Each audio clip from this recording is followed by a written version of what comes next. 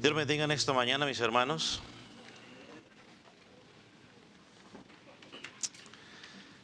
Esperamos que Dios en esta mañana pueda desafiarnos a través de su palabra. Y quiero invitarle a que vaya al libro de Santiago. Y vamos a leer el capítulo 1, versículos 13 al 17.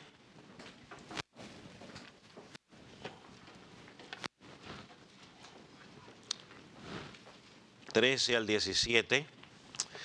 Pueden indicar con amén cuando lo hayan encontrado. Mientras tanto, también le damos la bienvenida a aquellos que nos escuchan a través de las redes sociales y a través de la Radio Vida. Santiago capítulo 1, versículo 13. Dice la palabra del Señor de la siguiente manera: cuando alguno es tentado, no diga que es tentado de parte de Dios, porque Dios no puede ser tentado por el mal, ni Él tienta a nadie, sino que cada uno es tentado cuando de su propia concupiscencia es atraído y seducido. Entonces la concupiscencia, después que se ha concebido, da a luz el pecado. Y el pecado, siendo consumado, da a luz la muerte. Amados hermanos míos, no erréis. Toda buena dádiva y todo don perfecto desciende de lo alto, del Padre de las luces, en el cual no hay mudanza ni sombra de variación. Señor, en esta mañana nos ponemos en tus manos. Te damos gracias por la oportunidad de exponernos a tu palabra. Permite que ella pueda hablar a nuestras vidas, que ella pueda derribar todo argumento que hayamos aprendido o hayamos creado en nuestra mente, Señor. Que hoy ella pueda examinarnos profundamente. Señor, permite que el predicador pueda predicar alineado a lo que enseña tu palabra, no a sus deseos. Permite que tu pueblo pueda tener un corazón disponible y que su único enfoque sea escuchar tu palabra, que nada lo distraiga.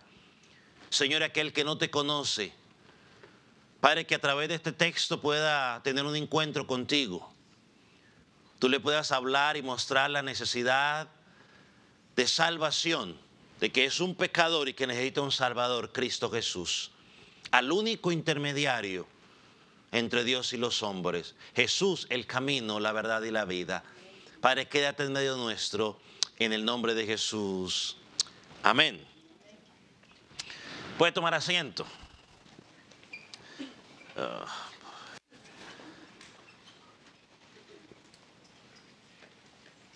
La tecnología es buena, pero a veces nos juega mal las pasadas. Pero todos los seres humanos, de una u otra manera, experimentamos la tentación, ya sea cristiano o no sea cristiano. 1 Corintios 10 nos dice que las tentaciones son comunes a los hombres. Un escritor afirmó incluso que cuando somos salvos debemos recordar que en nuestro bautismo no se ahogó la carne. Es decir, tenemos pasiones que todavía nos hacen batallar en la vida cristiana. Pero uno de los grandes problemas que tenemos los seres humanos, los redimidos o no redimidos, cristianos o no cristianos, es no aceptar la culpa o la responsabilidad de nuestra pecaminosidad. Cuando pecamos o cuando nos equivocamos, es típico atribuirle la culpa ¿a quién? A alguien más. Nosotros no queremos aceptar nuestra responsabilidad. En un hogar donde hay más de 2 hijos, por ejemplo, y los padres podrán entender lo que estoy diciendo. Cuando algo se daña y alguno de los padres pregunta, ¿quién lo dañó? Bueno, no aparece ni un solo culpable. No fui yo. Yo no sé nada sobre eso. Empiezan los hijos a decir uno tras otro. Ahora, cuando llegamos a la edad adulta, pues no es que cambie mucho la diferencia. Usted le pregunta a alguien, ¿y usted qué le hizo a esa persona para que esa persona esté molesta con usted? Yo no sé. Simplemente está enojada conmigo. Yo no sé.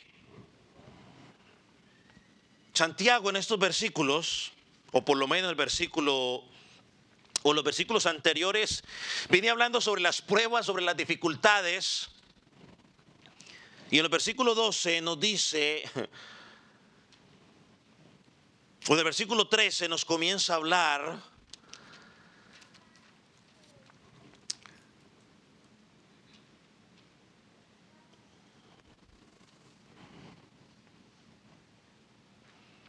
ante el versículo 12 nos dice que el que sostiene las pruebas, o el que vence las pruebas, es bendecido.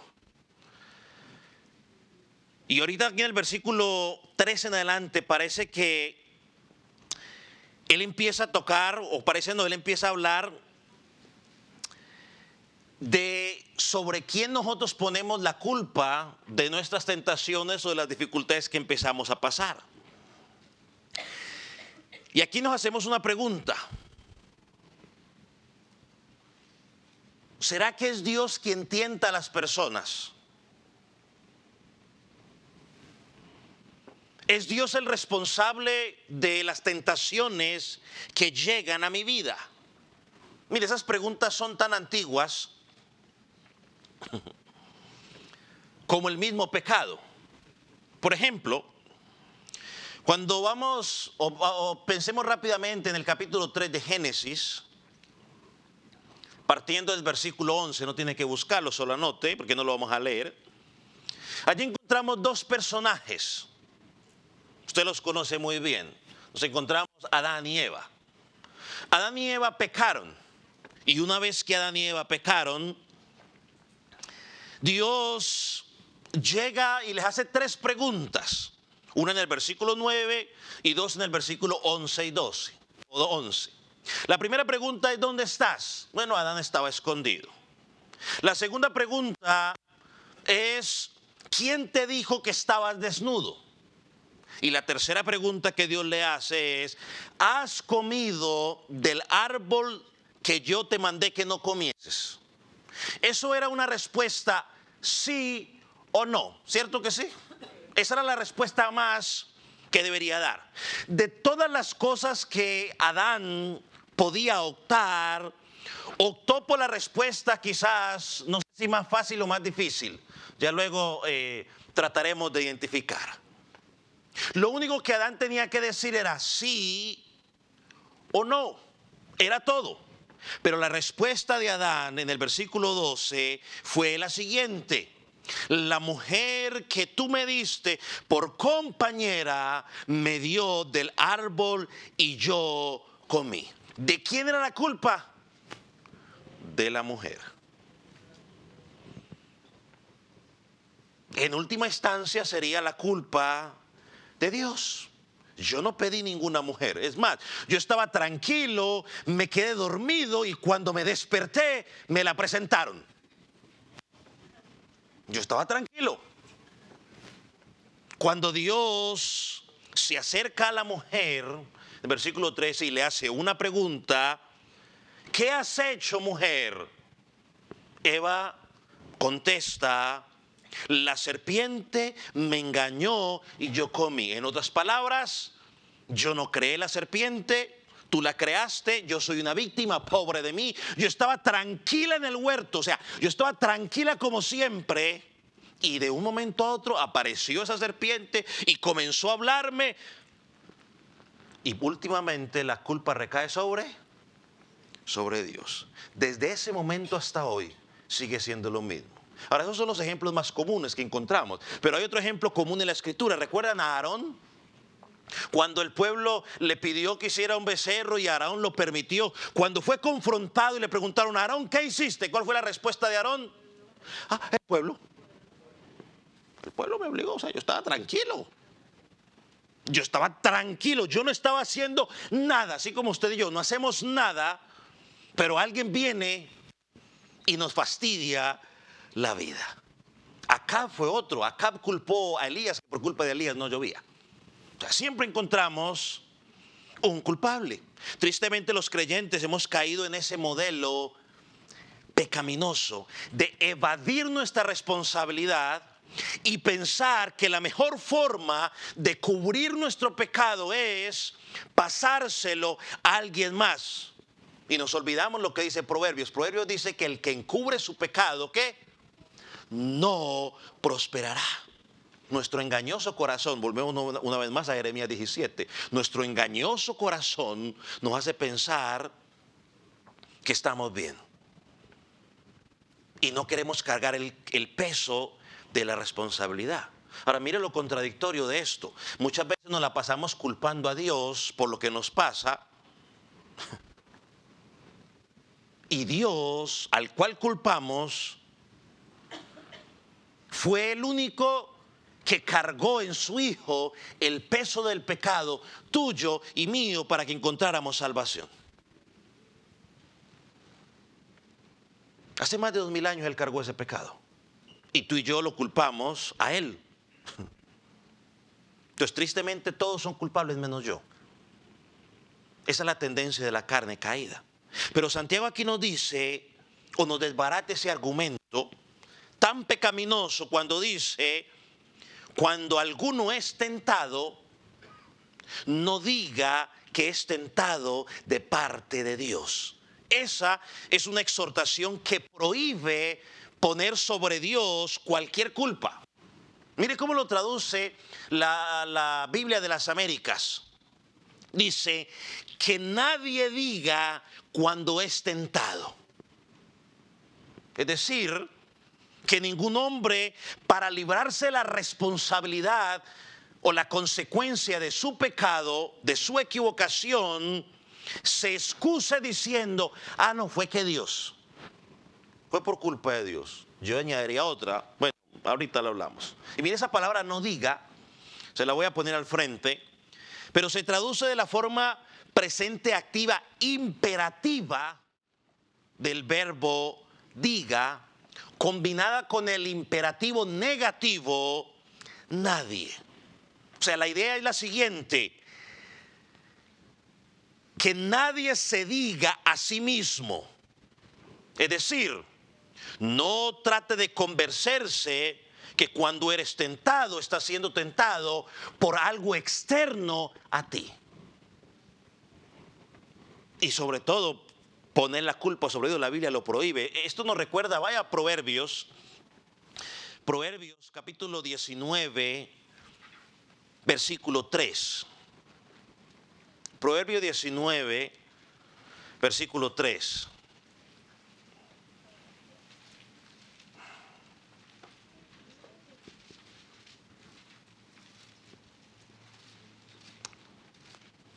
Mira lo que dice Proverbio 19, versículo 3. Dice, la insensatez del hombre tuerce su camino y luego contra Jehová se irrita su corazón. Ahora, mire cómo lo traduce la Nueva Traducción Viviente, porque lo pone más claro. Mire, la gente arruina su vida por su propia necedad o cabeza dura y después, ¿qué dice? Se enoja con el Señor. Ahora, cualquier parecido a la realidad es mera coincidencia.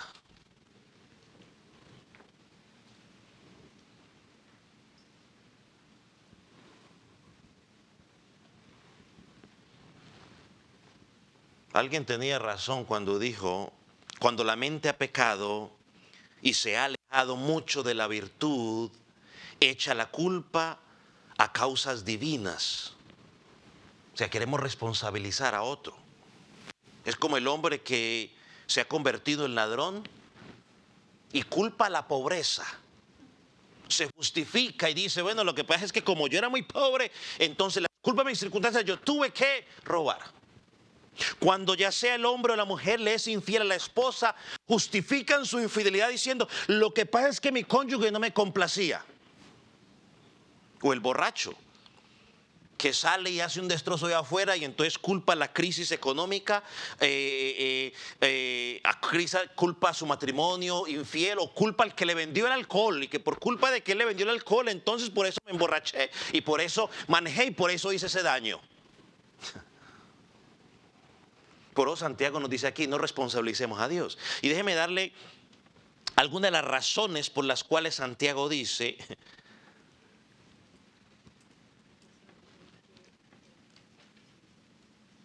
que Dios no tienta a nadie. La primera es la naturaleza del mal. Para los que están anotando, la naturaleza del mal. Miren lo que dice el versículo. Porque Dios no puede ser tentado por el mal, ni Él tienta a nadie. Santiago lo deja aquí bien claro. El origen del mal no es Dios. Es más, la escritura nos recuerda en Mateo 4:3 que el tentador es ¿quién? Satanás. Entonces lo que Santiago nos quiere decir en este pasaje es que aunque Dios creó todas las cosas, Dios no es la causa del mal. Aquí quiero hacer un paréntesis y vamos a hacer algo diferente el día de hoy. Es importante y quiero que todos lo tengan bastante claro. Los jóvenes, los niños, y voy a hacer esta parte bilingüe para todos. No lo voy a tocar ampliamente, pero voy a dar una base sólida al menos para que usted pueda defenderse. Como cristianos, nosotros creemos que Dios es todopoderoso. Dios todo lo sabe. Dios es todo amor. Dios es eterno. Y existe el mal. Creemos eso en la Escritura. Así que niños, jóvenes, usted se va a encontrar en la escuela personas, o en la escuela, en la universidad, o en su trabajo, personas que no creen en Dios y que van a cuestionar tu fe, y lo van a hacer de la siguiente manera. Dios creó el mal porque Él es el autor de todo. Si Dios existiera, el mal no existiría. Y quiero que quede bien claro, niño, lo voy a preparar para cuando lo confronten con eso. A primera vista parecería que sí, que Dios, como que Dios creó todas las cosas, entonces el mal debió haber sido creado por Dios. Pero la realidad es que el mal simplemente es la ausencia de lo bueno. Cuando Dios hizo la creación, la Escritura nos dice en Génesis capítulo 1, versículo 33, y vio Dios que todo lo que había hecho, y aquí que era bueno en gran manera. Es decir, todo era bueno o perfecto. Y una de las cosas perfectas o buenas que Dios hizo fue criaturas libres. Es decir, sus criaturas fueron creadas con la capacidad de escoger. Y eso no hace a Dios responsable del mal. Somos los hombres que elegimos hacer el mal. Por lo tanto, cuando tú y yo pecamos, somos la causa del mal por nuestra propia voluntad. Es decir, sacamos a Dios de nuestras vidas, hacemos lo que bien nos parece y causamos el mal. Eso fue lo que pasó con Adán y Eva en el huerto del Edén. Está claro en la palabra. Déjeme explicarlo quizás con este ejemplo. Lo voy a resumir, pero creo que fue dicho por el científico más prominente que ha pisado la tierra, Albert Einstein, o por ahí se dice, Einstein. Ok. Él dijo lo siguiente: si te preguntan, ¿existe el frío? La respuesta correcta sería no. El frío no existe. El frío es la ausencia de calor. La oscuridad tampoco existe. La oscuridad es la falta o la ausencia ¿de qué? De la luz. De la misma manera, el mal es la ausencia del bien. O dicho de otra manera, el mal es la ausencia de Dios en el corazón del hombre. Y si alguien pregunta, ¿y por qué Dios no acaba entonces con el mal? Bueno, eso va a pasar cuando Él venga, que nos glorifique y nos perfeccione. Pero ahora no acaba con el mal, porque el mal no puede ser destruido sin acabar con esa libertad que tenemos. Si se destruye la libertad de escoger, que es el único medio para terminar con el mal, sería malo en sí mismo. ¿Por qué? Bueno, porque privaría de su supremo bien a las criaturas libres. Hermanos y amigos, Dios permite el mal para advertirnos que algo está mal en nuestras vidas. O sea que cuando hay algo malo, el problema no es, la situación no es culpar a Dios, es mirar, hay algo que no está bien con la humanidad. La maldad es la consecuencia del pecado. Dijo un teólogo, C.S. Lewis, yo digo Lewis, es Luis, lo puso de la siguiente manera: Dios nos susurra en nuestros placeres, habla en nuestra conciencia, pero grita en nuestros dolores. El dolor es un megáfono para despertar a un mundo sordo. Espero que esta corta explicación le ayude, joven, para defenderse cuando en su escuela, en su universidad o en su trabajo cuestionen que Dios existe porque están mirando el mal. Cierro paréntesis. Aunque lo que seguiré diciendo también le servirá de argumento para que se defienda. Hermano, Dios en su santidad está muy por encima del mal y no puede ser influenciado por el mal.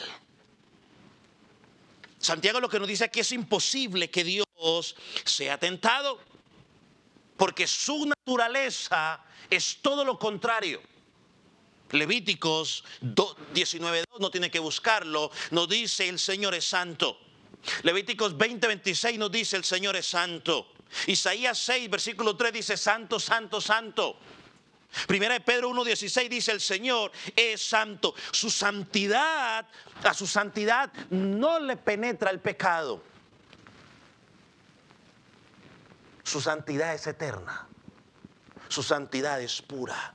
De hecho, Habacuc, capítulo 1, versículo 13, es un pasaje también muy conocido. Dice, muy limpio eres de ojos para ver el mal, ni puedes ver el agravio. Él es demasiado puro para contemplar el mal. Entonces la naturaleza del mal hace imposible que Dios sea el que tiente. Déjeme darle dos ejemplos, porque uno encuentra dos ejemplos en la Escritura. Primera Samuel, segunda Samuel, segundo libro de Samuel, capítulo 23, 24, nos presenta algo interesante. Dice que la ira del Señor se encendió contra Israel y dice ahí, se incitó contra ellos para que David censara al pueblo y luego lo castigó. Alguien podría decir, bueno, pero pues entonces David pecó, pero es que fue Dios el que lo incitó a que lo hiciera.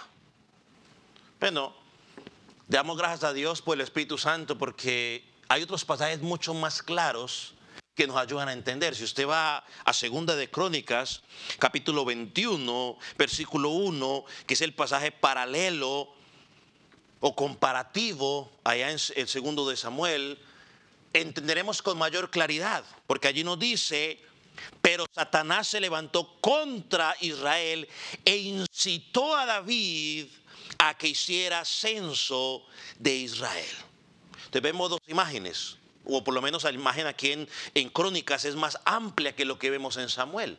Lo que podemos concluir entonces es que Dios permitió que sucediera para que David tuviera la opción de responder sí o no a esa tentación. Y si él decía que sí, pues entonces iba a tener sus consecuencias. Dios lo permite. En la oración, ¿se acuerdan la oración modelo que encontramos en Mateo 6? Dice, creo que todos la recordaremos, dice: y no nos metas en tentación. Bueno, esa es la súplica de un corazón que cuando ora le dice: oh Dios, por favor, no me lleves a ninguna prueba más allá de la que yo no pueda resistir. Ayúdame a fortalecerme. Y creo que la respuesta la encontramos, ya le hemos hablado de ella en Primera de Corintios, capítulo 10, versículo 13, donde Pablo dice allí: no ha sobrevenido ninguna tentación que no sea humana, pero fiel es Dios, que no os dejará ser tentados más de lo que podáis resistir, sino que dará también juntamente con la tentación la salida para que lo podáis soportar. Así que la verdad de Santiago aquí en el primer punto es: Dios no tienta a nadie, pero Dios permite que la tentación ocurra. ¿Por qué seguimos? Segunda razón por la cual decimos que Dios no es el que tienta, es por la naturaleza del hombre. Versículo 14. ¿Ves lo que dice el versículo 14? Porque dice algo interesante. Sino que cada uno, Dixon, Carlos, Jeremías, Sofía, Andrea, el nombre que usted le quiera poner ahí, sino que cada uno es tentado según su propia concupiscencia, es atraído y seducido. Las personas nos escudamos siempre diciendo: es que Satanás me hizo pecar. Es que mi vecino me hizo pecar. Es que tal persona, es que las circunstancias, es que usted no entiende, pastor, la circunstancia en la que yo estaba me llevó a eso. Siempre encontramos, esa es la excusa perfecta. Pero Santiago aquí nos dice todo lo contrario. Y me gustó lo que puso lo que dijo el comentarista William Henderson en su comentario a Santiago sobre esto. Miren lo que él dice. Dice: Santiago utiliza una ilustración tomada de la pesca. Ahorita miraremos los verbos para que entienda. Ilustrado de la pesca. El pez ve la carnada y se ve tentado a morder. Cuando dicho pez toma la carnada, repentinamente es atrapado y paga con su vida su inocencia e ignorancia. Pero el hombre no puede alegar inocencia o ignorancia. Así lo señala específicamente Santiago. Cada uno es tentado por su propio mal deseo. Dicho mal deseo priva al hombre de cualquier excusa o intención de colocar la culpa en alguien o algo fuera de sí mismo. Más claro no se puede. No podemos alegar ignorancia. Es que yo no sabía. No. Tus sentimientos, tus pasiones te traicionan. Santiago es claro al decir que la causa no reside en los demás. ¿Reside en quién? En mi propio deseo. Son mis deseos los que me llevan a ceder a la tentación. Yo termino pecando no porque él me miró mal, sino por los deseos que hay en mi corazón, en mi interior. Es bueno recordar nuestro corazón engañoso, como dice Jeremías 17, versículo 9. Y el Señor Jesucristo repite la misma idea en Mateo 15, 19. Búsquelo rápidamente. Mateo 15, 19. Y es mi oración que a través de este sermón tú y yo quedemos libres de esa maña pecaminosa de estar culpando a los demás. Miren lo que dice Mateo 15, 19. Dice: porque del corazón vienen los malos pensamientos. ¿De dónde vienen? O sea, de la mente. ¿Qué más viene? El homicidio, la inmoralidad sexual, el robo, el falso testimonio y la calumnia. ¿De dónde vienen, por favor? El problema soy ¿quién? Yo. Por eso el texto dice, volviendo a Santiago, cuando de su propia concupiscencia es atraído y seducido. Esos son los dos verbos que el comentarista usó al principio.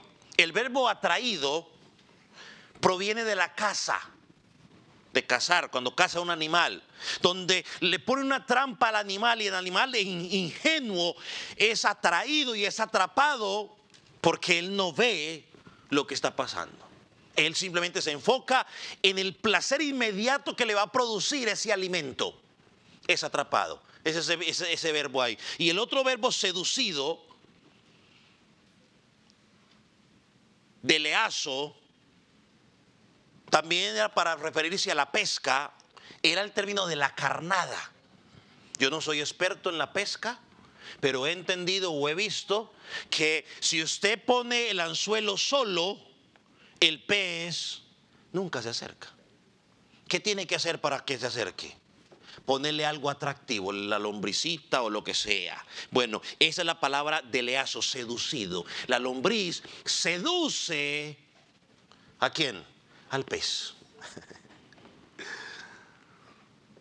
Lo atrae, le da una falsa seguridad porque el pez está analizando, me voy a alimentar, cuando en realidad tú terminarás siendo alimento de otro. Y eso es lo que hace Satanás. Él nos pone carnadas utilizando tus deseos y te atrae. Y cuando te das cuenta, ya has mordido el anzuelo.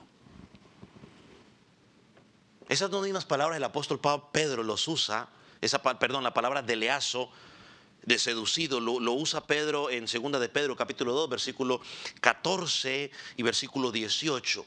Ahí se traducen esas dos palabras como seducir o engañar. No fue lo que hizo con Eva, la engañó. La sedujo y luego ¿qué? La engañó. Entonces, hermano, el problema es este, y póngame atención.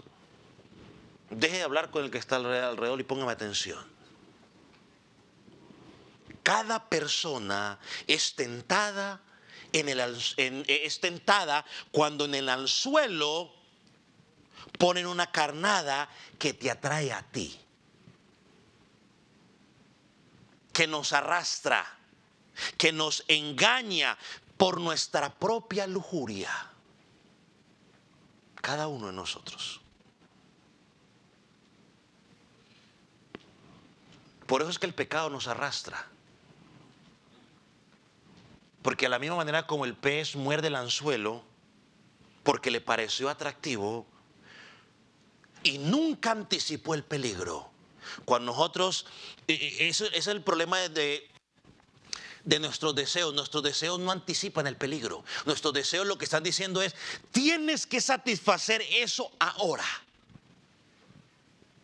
Ahora. ¿No es lo que le pasó a Esaú? ¿Anticipó Esaú lo que iba a pasar? Él no lo anticipó, su hermano sí, Jacob sí. O la mamá, cualquiera de los dos. Eso sería otro tema. Él anticipó lo que iba a pasar. Hermano, no debemos dejarnos llevar por nuestros engañosos deseos, tenemos que anticipar. Porque nuestro engañoso corazón nos hace pensar o nos promete placer, nos promete diversión, nos promete recompensa, nos promete victoria.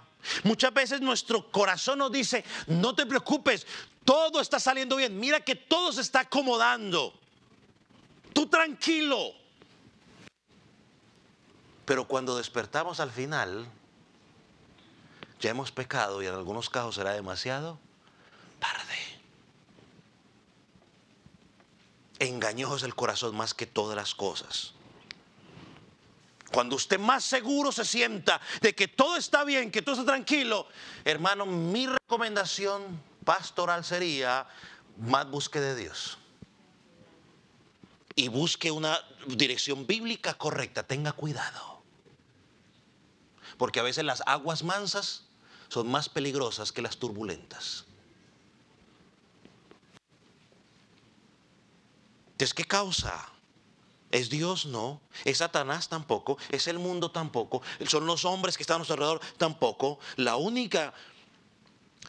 único que Satanás hace, que los placeres del mundo hace y las personas a nuestro alrededor hacen, lo único que hacen es agarrar la carnada y ponerla en el anzuelo. Es lo único que hacen. Es lo único que hacen.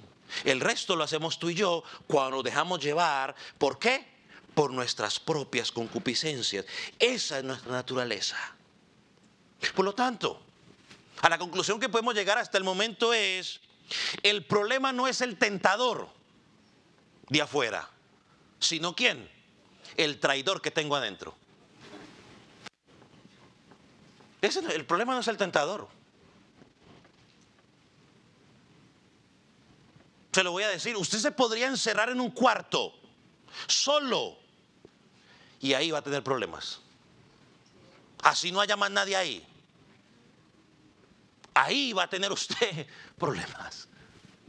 Porque el problema muchas veces no es afuera. El problema es lo que hay donde, en mi corazón.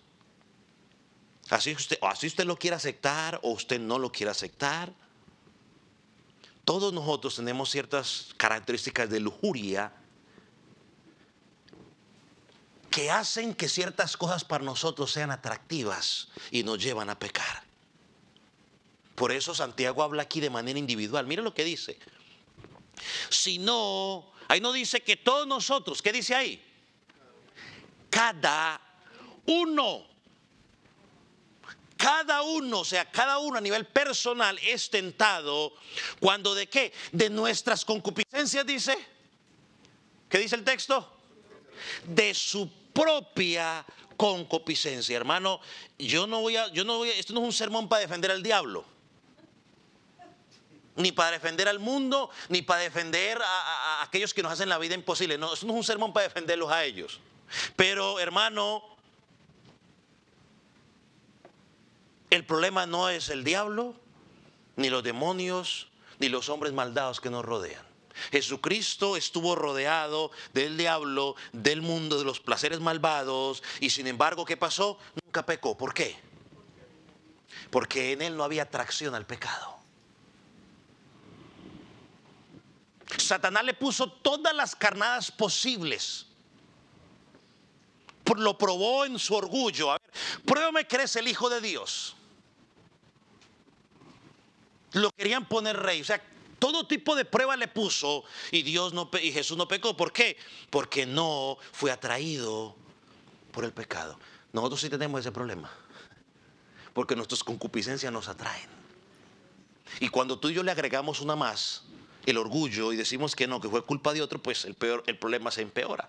¿Sabe qué dijo Martín Lutero? Uno de los reformadores. Él dijo: no puedo evitar que los pájaros vuelen alrededor de mi cabeza, pero sí puedo evitar que hagan nido en mi cabeza. Eso sí lo podemos hacer. Esto me recuerda rápidamente Romanos capítulo 7, donde Pablo nos dice dónde radica el problema. Quizás no tenemos todo el tiempo para meditar Romanos 7, pero el versículo 15 comienza él diciendo: porque lo que hago no lo entiendo, pues no hago lo que quiero, sino lo que aborrezco, eso hago. Versículos 17 y 18. De manera que ya no soy yo quien hace aquello, sino el pecado que mora en mí. Y yo sé que en mí, esto es, en mi carne, no mora el bien, porque el querer hacer el bien, porque el querer el bien está en mí, pero no el hacerlo. El problema es que aunque hemos sido redimidos, se nos ha dado esa naturaleza, nueva naturaleza, todavía hay vestigios o residuos del pecado en nuestra vida, y Satanás usa eso para traer una carnada atractiva. Los seres humanos usan eso para traer una carnada atractiva para nosotros. ¿No le ha pasado a usted que dice: pero es que parece como que me molesta? Él sabe que me molesta eso y lo sigue haciendo. ¿No se ha dado cuenta? Es que o te has dado cuenta o no lo has entendido. Porque tú me estás diciendo: es que él sabe que a mí eso me molesta y lo sigue haciendo.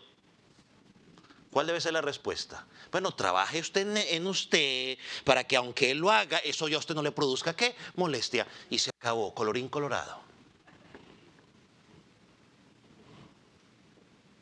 Ahora esto nos lleva a un tercer punto: la naturaleza de la concupiscencia. Miren lo que dice el versículo 15 y 16. Entonces la concupiscencia, después que ha concebido, da a luz el pecado, y el pecado, siendo consumado, da a luz muerte. Amados hermanos míos, no erréis. O sea, lo que Santiago pasa a hacer aquí es de identificar la naturaleza pecaminosa del hombre, hablarnos de la misma naturaleza de las concupiscencias en términos prácticos en nosotros. O sea, él cambia la metáfora de la caza, del animal que es atrapado, por el parto y el nacimiento de un niño. Santiago ve las concupiscencias en este versículo como una madre que ha sido embarazada. Ese bebé crece en su vientre y en el momento indicado da a luz. Es decir, tú y yo vemos el pecado simplemente como pecado, algo y ya. Bueno, Dios aquí en este pasaje nos presenta el pecado como el resultado ¿de qué? De un proceso. ¿Cómo empieza ese proceso? Bueno, en primer lugar empieza con un deseo. Y el deseo está relacionado ¿con qué? Con la emoción. Todo comienza con el deseo, con el anhelo de obtener algo. Al principio puede estar por allá en el subconsciente, pero a medida que se va desarrollando comienza a crecer hasta que conquista tu atención. ¿Recuerda a Eva? Yo no sé cuántas veces Eva pudo haber pasado y haber visto ese árbol por allí. Una cantidad de veces. Pero luego se nos dice de ella que vio que era bueno, que era agradable al ojo y codicioso. Entonces empieza con un deseo. El pecado, mis hermanos, comienza con el deseo. Tú primero deseas eso. Y luego del deseo sigue el engaño. El engaño está más relacionado con la mente y las emociones. Póngame atención. Cuando pensamos en el objeto deseado, la mente comienza a elaborar una justificación de por qué yo debo tener eso. Ese es el engaño. Primero usted lo desea, pero después usted empieza la justificación. Todos hemos estado allí. No digamos que no. Empezamos a justificar. No, pero lo que pasa es que... Empezamos a justificar. ¿Cómo puedo yo justificar lo que voy a hacer? Ese es el engaño. Te lleva a elaborar una justificación para concebir lo que quieres y te lleva a racionalizar o a razonar de la siguiente manera. Tú tienes derecho a obtenerlo, no te preocupes. Nadie te va a ver, tú te lo mereces. Eso es un patrón inevitable. Y esto va relacionado con lo que dice, con lo que ya leímos, ¿no? Con la concupiscencia que es atraído y seducido. Ahora, luego de que usted ya justificó el por qué usted merece eso o por qué usted va a poner en práctica lo que va a hacer ese pecado, viene la planeación. Es cuando usted y yo empezamos a planear, bueno, ¿cómo voy a llevar a cabo ese pecado? Y lo hago en mi forma, en mi interior. Ya esto ocupa ¿qué? La voluntad. Ya vemos que el proceso pasó de las emociones a la mente, ahora pasa a la voluntad activa. ¿Cómo lo voy a llevar a cabo?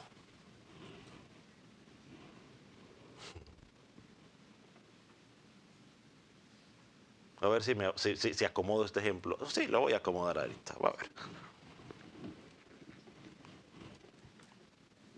Tu mente lo ha concluido y tu voluntad está lista para concebir el pecado.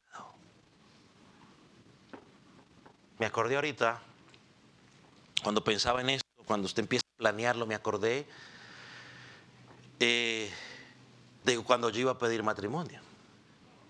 Se empezó el deseo. Yo tenía otro ejemplo aquí, pero voy a usar mejor este ahora. El deseo, la justificación de por qué me voy a casar, las justificaciones por qué es ella y por qué no es la vecina. En la planeación, ¿cómo lo voy a planear? ¿Qué voy a hacer? Y por último nos lleva al cuarto paso, que es la desobediencia. Es decir, el acto ocurre. El pecado se lleva a cabo.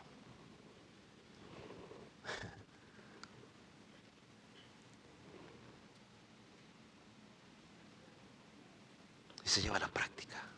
No es que para eso, no es, hermano, yo se lo he dicho en muchas ocasiones, el pecado no ocurre de la noche a la mañana.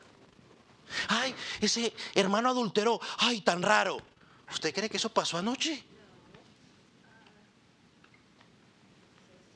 Eso vino un proceso, ese simplemente fue que salió a la luz el deseo, la planeación y la justificación, todo lo que hizo en su interior, simplemente salió a la luz. Ay, se dañó ese matrimonio. Ay, qué tan raro y tan bien que se veían. ¿Usted cree que se dañó así anoche? No. Eso ya venía con un problema. Ahora simplemente, ¡pum!, explotó. Y ya. Ay, se compró un carro. ¿Y usted cree que fue que no? Eso ya venía hace rato ahorrando y planeando. Todo, hermano. Y lo hemos, se lo he explicado, yo lo aprendí hace muchos años, un día que mi papá lo enseñó. Satanás, mis hermanos, no improvisa con usted ni conmigo.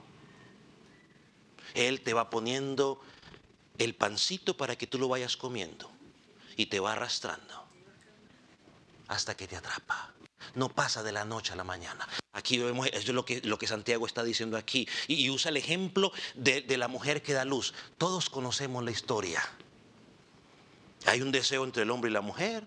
Luego planean tener el muchachito, hacen sus planes, deciden engendrarlo. Y 9 meses más tarde, ¡ah!, salió el producto, el bebé. Hermano, de la misma manera el pecado comienza con un deseo. Luego comienzas a justificar en tu mente una y otra cosa, por qué debes hacerlo.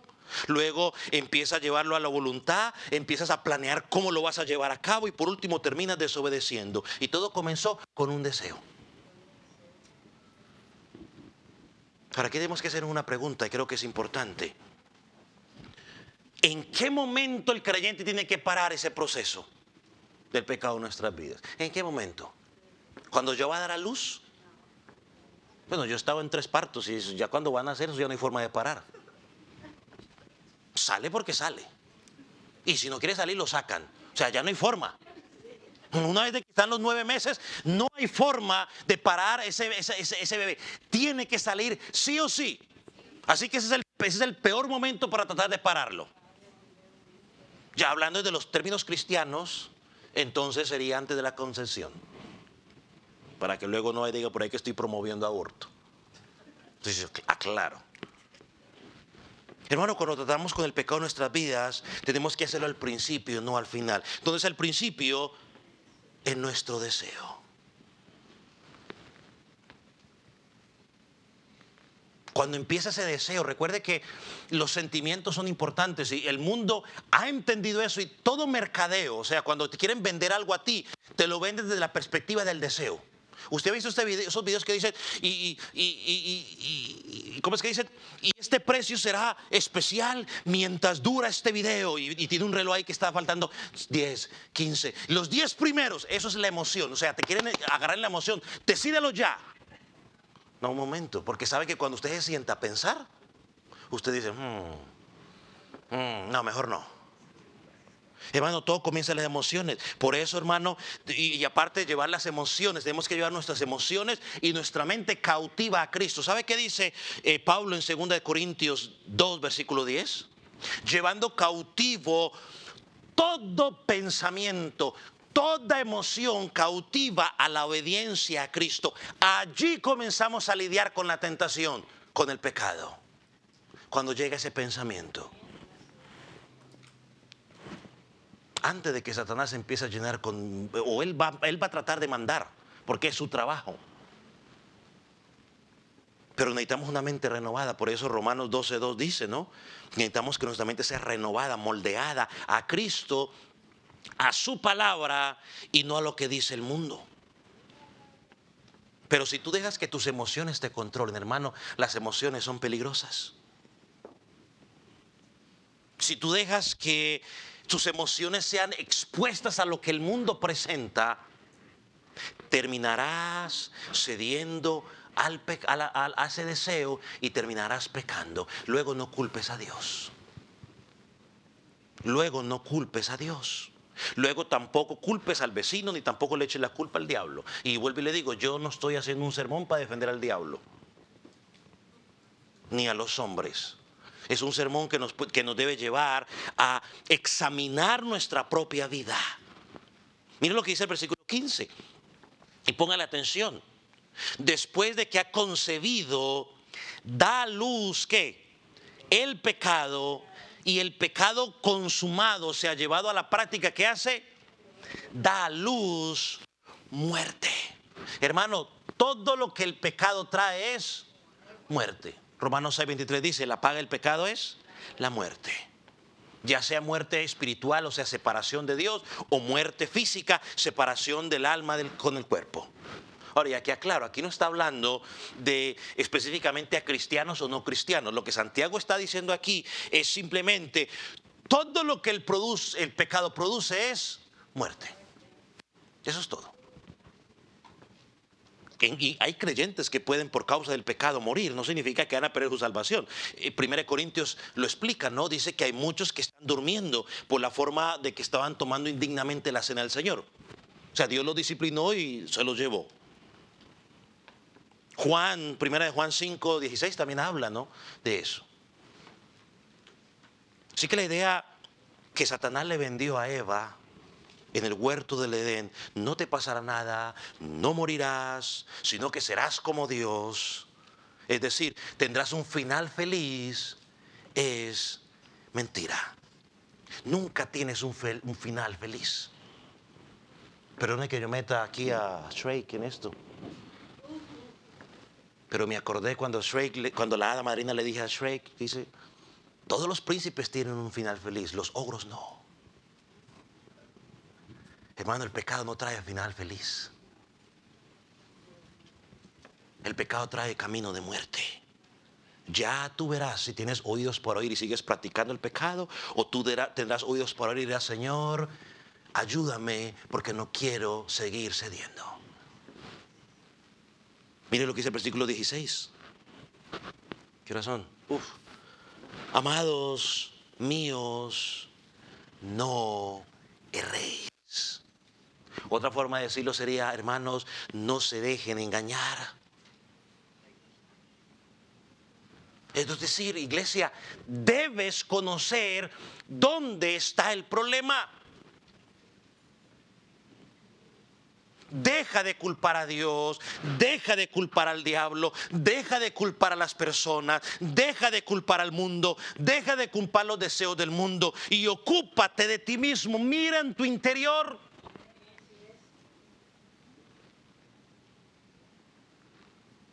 Comencemos con nosotros mismos. Tenemos que darnos cuenta cuáles son esas concupiscencias en mi interior que me están llevando a mí reaccionar así agresivamente cuando alguien no me mira bien.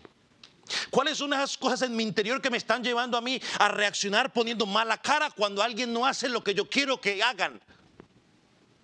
Es que la gente no está obligada a hacer lo que yo quiero. Pero ellos son libres de hacer lo que ellos quieran. Y yo tengo que entender eso y tengo que ¿qué? Respetarlo. Y yo no me puedo enojar.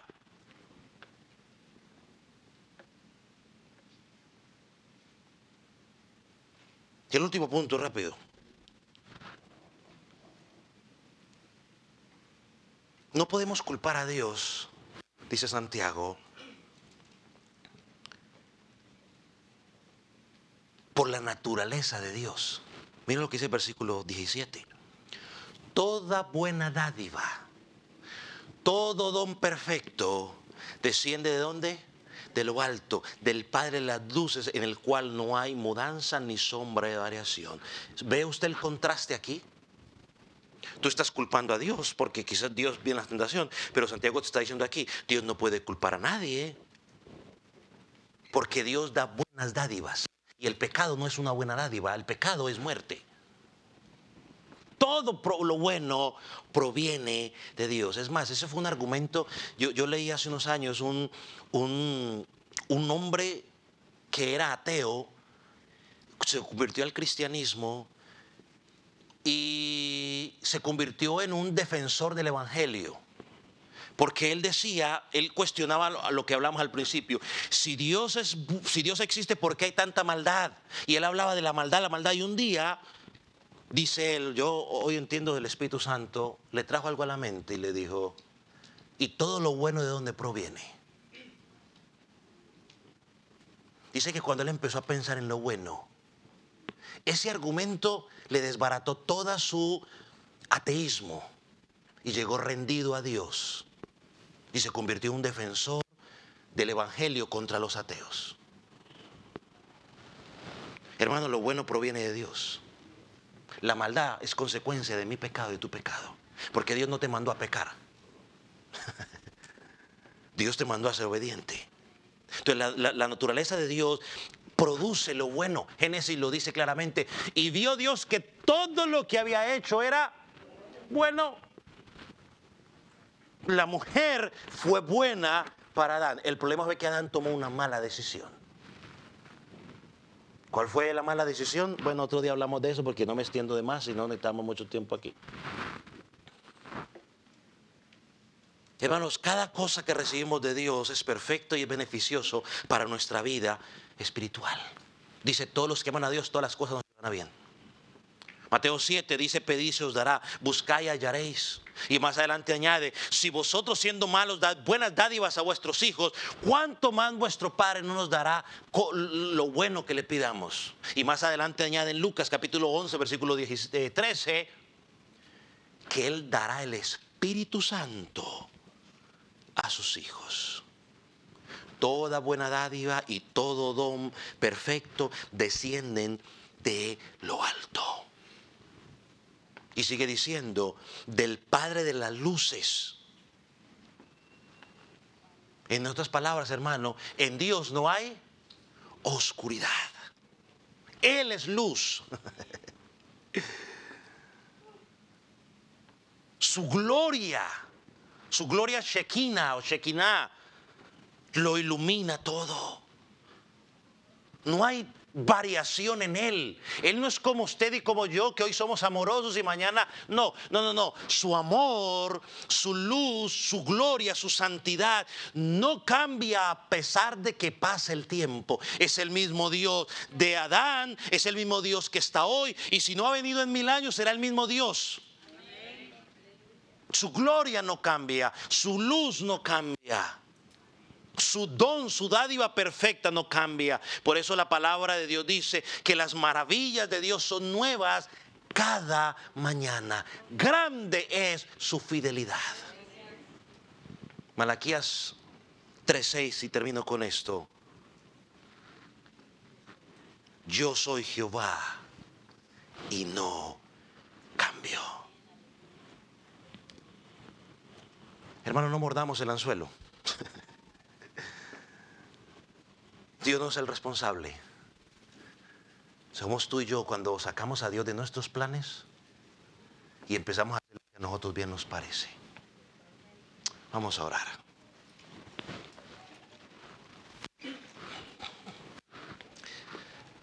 Padre, te damos gracias porque tú nos hablas a través de tu palabra. Y allí nos permites ver, Señor, lo santo, apartado que eres del pecado. Pero también nos permites ver la naturaleza del mal, la naturaleza nuestra, del pecado que nos arrastra. Nos permite ver también cómo funcionan esas concupiscencias en nuestro interior. Pero también nos permites ver de que de ti viene todo lo bueno. El reto que tenemos en tu palabra es a que nuestra mente sea llevada cautiva a Cristo, para que cuando esos deseos pecaminosos comiencen a dar vueltas en nuestra mente, Señor, con tu palabra, en lugar de planear o buscar una justificación para hacerlos, buscamos con tu palabra un versículo o tu palabra, un principio bíblico para derribar ese argumento. Señor, que cuando nuestras emociones nos quieran traicionar y nos quieran llevar, Señor, a poner en práctica todo lo contrario a tu palabra, Señor, que podamos reaccionar con una mente bíblica y no ser arrastrados. Padre, gracias. Señor, tu palabra ha sido hablada. Permite, Señor, que haya sido expuesta, alineada a tu palabra. Señor, y que tu pueblo pueda retener lo que ellos identifican que proviene de ti. Señor, y si hay algo que no provino de ti, que sea desechado y corregido. Padre, en el nombre de Jesús. Amén. Señor, ponemos nuestras ofrendas delante de ti.